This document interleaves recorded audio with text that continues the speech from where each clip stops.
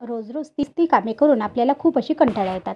तेव्हा का नाही तेच काम आपण थोडे टिप्स आणि ट्रिक वापरून केले तर. नमस्कार, मी प्रीती खंडार रेसिपीजमध्ये तुमचं अगदी मनापासून स्वागत करत आहे.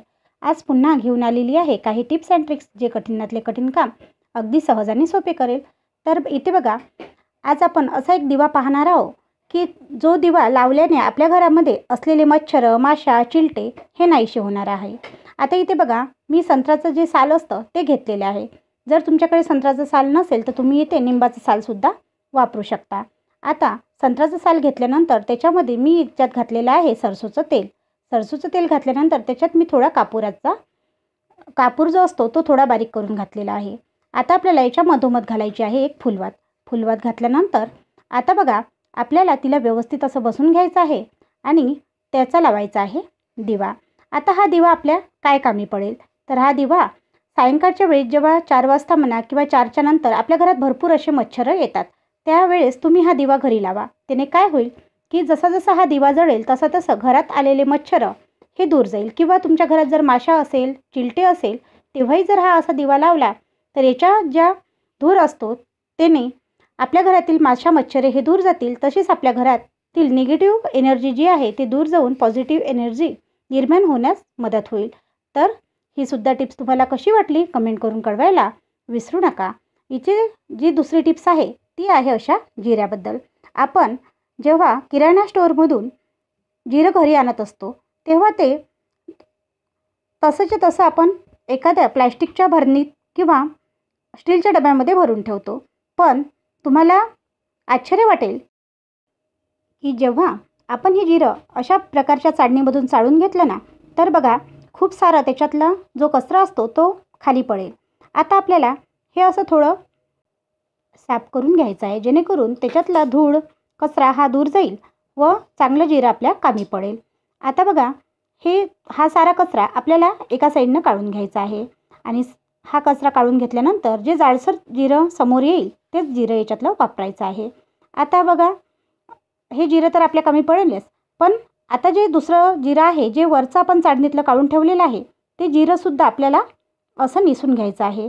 तर तुम्ही बघू शकता, मी एका स्टीलच्या ताटामध्ये या जिऱ्याला काढून घेणार आहे जेणेकरून काय होईल की आपल्याला ते निसता येईल व त्याच्यामधला असलेला कचरा तो आपल्याला नाहीसा करता येईल.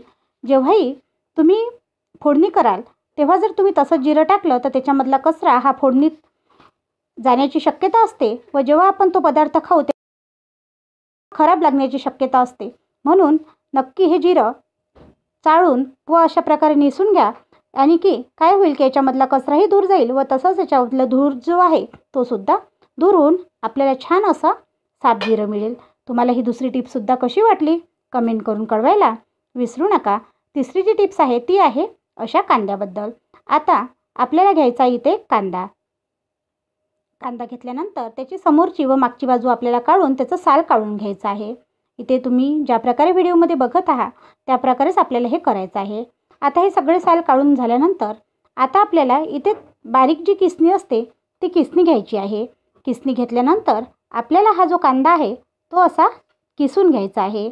आता ह्या जो कांदा आपण किसणार आहे या कांद्याचं करणार काय आहे तर आपण ह्या जो कांद्याचा किसून याचा रस काढायचा आहे आणि रस काढल्यानंतर तो आपल्यासाठी खूप असा फायदेशीर ठरणार आहे.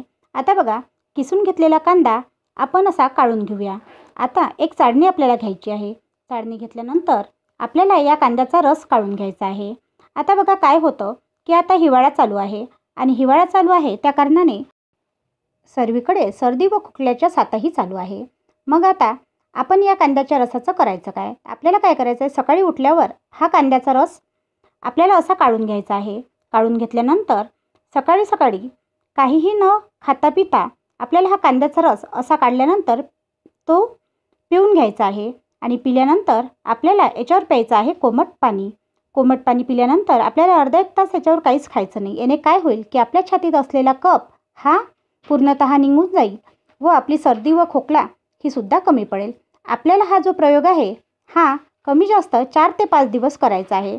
तुमच्या लक्षात येईल की 4 ते 5 दिवस तुम्ही जर हा कांद्याचा रस सकाळी उठल्यावर पिले आणि त्याच्यावर जर कोमट पाणी पिले तर तुमचा सर्दी व खोकला हा पूर्णतः नाहीसा होईल.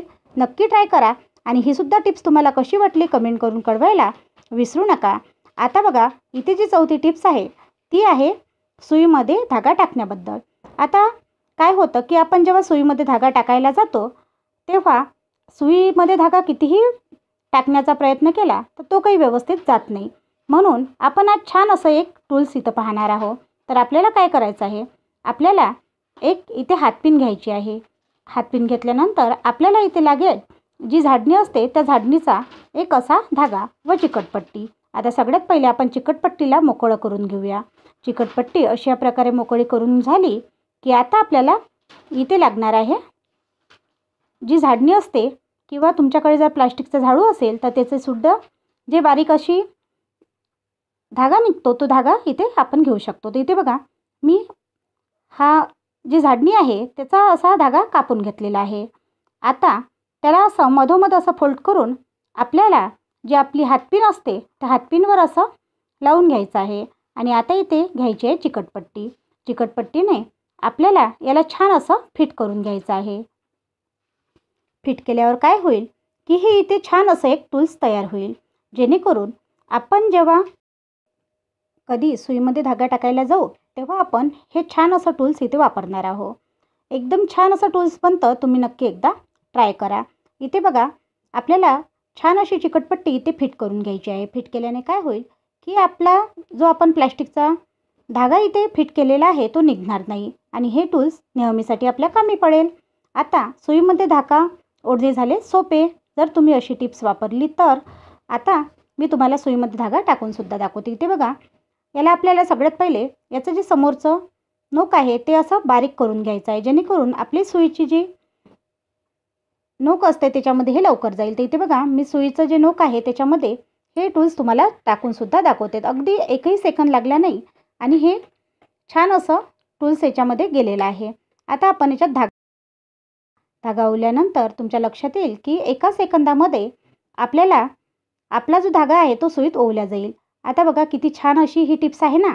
नक्की ट्राय करा आणि तुम्हाला आजचा व्हिडिओ कसा वाटला कमेंट करून कळवायला विसरू नका, जेणेकरून मी तुमच्यासाठी नवनवीन असे व्हिडिओ घेऊन येणार. आणि इथे छान आपलं टूल्स तयार आहे. धन्यवाद.